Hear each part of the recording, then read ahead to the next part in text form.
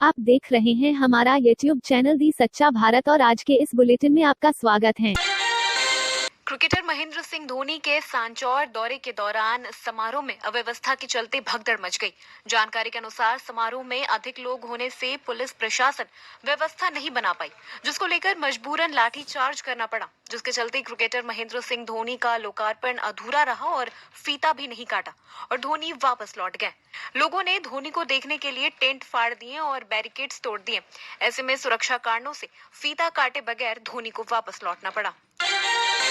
जतारण police की ओर से कार्रवाई करते हुए इस क्षेत्र में दुपहिया वाहन चोरी करने वाले एक गिरोह के एक सदस्य को दबोचा है।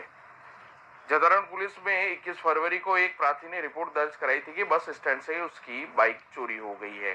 पुलिस को इस संबंध में और भी कई बार शिकायतें मिल चुकी थी, जिसके चलते पुलिस ने कार्रवाई करते हुए आरोपी को गिरफ्तार किया है। आरोपी के पास से 9 बाइकें बरामद किए जो सभी चोरी के हैं। पुलिस ने जब रिकॉर्ड खंगाला तो आरोपी के खिलाफ पाली व जोधपुर में करीब अलग अलग थानों में 10 चोरी के मामले दर्ज हैं। पुलिस अब आरोपी से इसके अन्य साथियों के बारे में और वारदातों के बारे में पूछताछ कर रही है। कस्बे में आसपास हो रही संपत्ति संबंधी अपराधों के रोकथाम हेतु मन थानाधिकारी द्वारा एक विशेष टीम का गठन किया गया। थाना स्तर पर गठित विशेष टीम द्वारा सीसीटीवी फुटेज और अन्य तकनीकी साधनों के प्रयास कर एक वाहन चोर विनोद स्नोप दल्लाराम मेघवाल निवासी भोमिया जी का केरा भाभी पुलिस थाना बिलाड़ा जिला जोधपुर को दस्तयाब किया।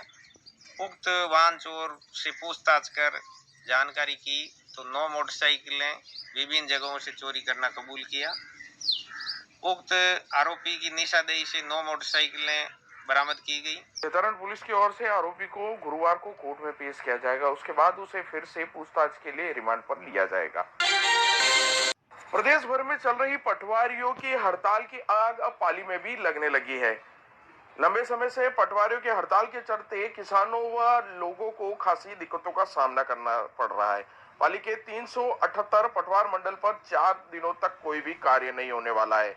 ऐसे में जिन युवाओं को अपने प्रायोगिक परीक्षाओं के फॉर्म भरने हैं और मूल निवास और अन्य दस्तावेज बनाने हैं, वे इधर उधर भटक रहे हैं। वहीं किसान भी अपनी गिरदावरी को लेकर भटक रहे हैं। इधर पटवारी अपनी मांग को लेकर पटवार मंडलों के ताला लगाकर बैठ चुके हैं। से नहीं ले रही है और हमारे प्रदेश अध्यक्ष जी के आह्वान पर 1 मार्च से लेकर 4 मार्च तक प्रदेश के सभी पटवारी उनकी तहसील मुख्यालय पर उपस्थित रहेंगे और धरना देंगे और कलमबंद हड़ताल रखेंगे।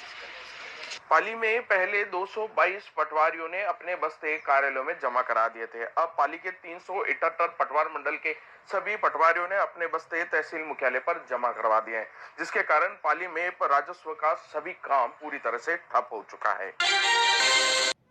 बार बार हमारा निवेदन यही है कि जो ये घटना हुई थी ये केवल माध्यम मोहित के ऊपर हमला हुआ था, लेकिन लगातार बहरोड के अंदर ऐसे अपराध बढ़ते जा रहे थे और कुछ निजी स्वार्थों के लिए लोगों को गिरफ्तार किया जाता था, मार पिटाई होती थी। तो उन आक्रोशों के खिलाफ जिस प्रकार की अव्यवस्था बहरोड के अंदर, जिस प्रकार के अत्याचार बहरोड के अंदर बढ़ते जा रहे हैं, यहाँ पर व्यापारियों को, यहाँ पर कर्मचारियों को, यहाँ पर उद्योगपतियों को, सबको परेशान किया जा रहा है और सबसे हफ्ता वसूली की जा रही है। उन सब के खिलाफ में भारतीय जनता पार्टी का प्रदर्शन है और न केवल भारतीय जनता पार्टी का, इस प्रदर्शन के अंदर बहरोड का आम नागरिक एक व्यक्ति जुड़ा है, पूरे अलवर से व्यक्ति आए हैं। ये सब इस कांग्रेस खिलाफ और वर्तमान में जो यहाँ के कांग्रेस के नेता हैं या निर्दलीय नेता हैं, इन सब के खिलाफ में जनता का गुस्सा है। इस प्रकार की वो बातें करते हैं। जल जीवन मिशन का पैसा जो केंद्र सरकार भेज रही है, अब तक 2 से 2.5 हजार करोड़ रुपए यहाँ प्रदेश को आ चुके हैं। हर घर में नल से जल की योजना के अंतर्गत पानी जाना है, उसको भी बोलते कि हम करवा रहे हैं। हम कह रहे हैं कि कोई नहीं करवा रहा, देश की जनता करवा रही है, देश की जनता का पैसा है। स्कूल खोलने की बात हो कि हमने जमीन मुफ्त में दे दी। अरे भाई, घर की जमीन दे दी क्या? ये जनता की जमीन है, देश की जमीन है, गांव की जमीन है, पंचायत की जमीन है, वो देश के लोगों की जमीन है, किसी की नहीं, वो राष्ट्र की जमीन है। वो राष्ट्र की जमीन आज जहाँ तक पूरे देश में स्कूल खुले, कॉलेज खुले, हॉस्पिटल खुले, जो भी खुला वो किसके लिए खुला, किस जमीनों पे खुला? वो कोई जमीन पैसे दे के दी? वो सरकार की जमीन है। सरकार की जमीन सरकार की शिक्षा की बढ़ोतरी के लिए, स्वास्थ्य के लिए काम आएंगी। वो फ्री दे दी। अरे घर से दो तो बताए फ्री दिए। उसी के साथ साथ में अब जो कई दिनों से ढिंडोरा पीट रहे हैं, जो हमारा ये मिडवे चालू हुआ है, मैं आपको बता देना चाहता हूँ, ये मिडवे अपने गुंडों को चाय पिलाने, पानी फ्री पिलाने के लिए खोला गया है।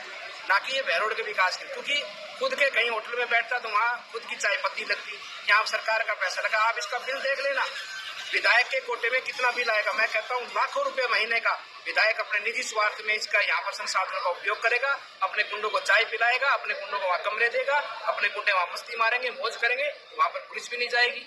वहाँ पर क्या क्या अपराध के कार्य होंगे इस वीडियो में एक हवा बनेगा, वीडियो देखना। देश में वैक्सीनेशन में तेजी और पाबंदियों में ढील के बीच पीएम मोदी 16 महीने बाद विदेश जाएंगे।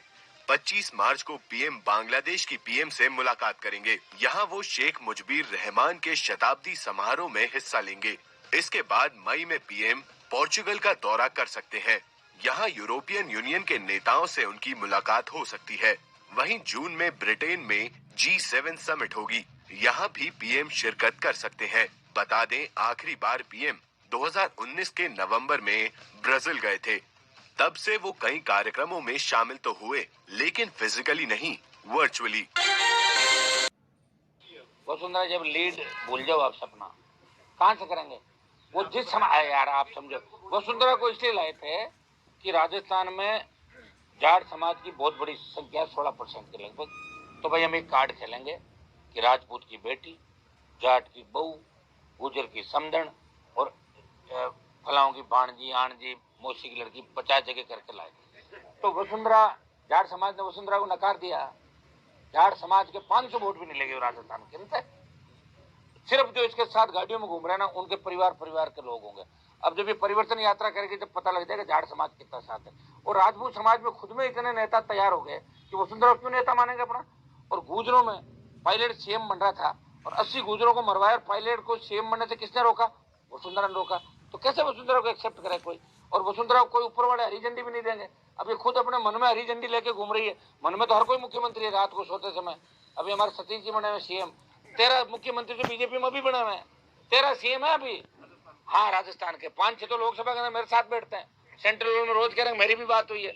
कई अमित शाह के बाहर बेंच में बैठे रहे, नंबर ही नहीं आए मिलेगा। अपने आप को सीएम उसमें मानने में कोई दिक्कत। देखो सपने हर कोई ले सकता है, सपनों पे आपका अधिकार है, सपने लेना कोई बुराई नहीं। अब बताओ भाजपा के राष्ट्रीय अध्यक्ष 5 स्टेट में चुनाव है, वहां क्यों नहीं जा रहे हैं? यहाँ क्या आवश्यकता? भाई चुनाव है क्या राजस्थान का? तो इसके अंदाज लगा लो कि राजस्थान में भाजपा टूट के कगार पे है, कभी भी 2 फाड़ हो सकती है। जिस तरह कांग्रेस पायलट गहलोत में बंट गई और अब पता नहीं तीसरा गुट कौन सा आएगा, उसी तरह राजस्थान की भारतीय जनता पार्टी चुनाव को 3 साल बाकी है। अभी मुख्यमंत्री बनने की इतनी होड़ मची हुई इनके नेताओं में कि इस पार्टी के भी 2-3 टुकड़े कभी भी हो सकते हैं। इसलिए नड्डा जी इनको समझाने के लिए आए थे। और पूनिया जी की भी जो फोटो परोसते हुए दिखाई ना, उसमें भी ये मैसेज देना चाहते थे, देखो पूनिया जी थाली परोसेंगे और पता नहीं उसका मैसेज अब आप लोग क्या मानते हो कि इनका काम अब यही है। ये भी मैसेज दे दिया राजस्थान। केंद्रीय मंत्री गजेंद्र सिंह शेखावत ने कहा है कि भारतीय जनता पार्टी कार्यकर्ताओं की पार्टी और कार्यकर्ताओं के बूते ही पार्टी आगे बढ़ रही है। उन्होंने साथ ये बात भी कही कि आने वाले 4 उपचुनाव में कांग्रेस सरकार को मुंह की खानी पड़ेगी। उन्होंने कहा कि सरकार जनता के हृदय में होती है और राजस्थान में सरकार जनता के हृदय से बाहर निकल चुकी है। जो पिछली कार्य समिति की बैठक थी जो कल संपन्न हुई, केवल चुनाव के परिप्रेक्ष्य में नहीं थी। भारतीय जनता पार्टी ऐसा संगठन है जो केवल चुनाव के लिए या चुनाव के समय ही काम नहीं करता। वर्ष पर्यंत नित्य प्रतिदिन किसी न किसी सामाजिक सरोकार के विषय को लेकर के हम काम करते हैं। सांगठनिक क्षमताओं को बढ़ाते हुए, सांगठनिक ताकत को बढ़ाते हुए लगातार भारतीय जनता पार्टी का व्याप किस तरह से बढ़े, विचारधारा का व्याप किस तरह से बढ़े। और पार्टी क्योंकि कार्यकर्ताओं की पार्टी है और कार्यकर्ताओं की पार्टी होने के नाते सदस्यों का कार्यकर्ता के रूप में जो ट्रांसफॉर्मेशन है, ये सतत चलने वाली प्रक्रिया है। देखिए राजस्थान में हुए नगर जिला पंचायतों के चुनाव में और उसके बाद में हुए नगर पालिकाओं के चुनाव में जिस तरह के परिणाम आए, ये परिणाम अपने आप में इस बात के द्योतक हैं कि कांग्रेस पार्टी को और कांग्रेस पार्टी की वर्तमान सरकार को, पार्टी को तो देश भर में लोगों ने नकार दिया, लेकिन राजस्थान की कांग्रेस पार्टी की सरकार को भी जनता ने नकार दिया।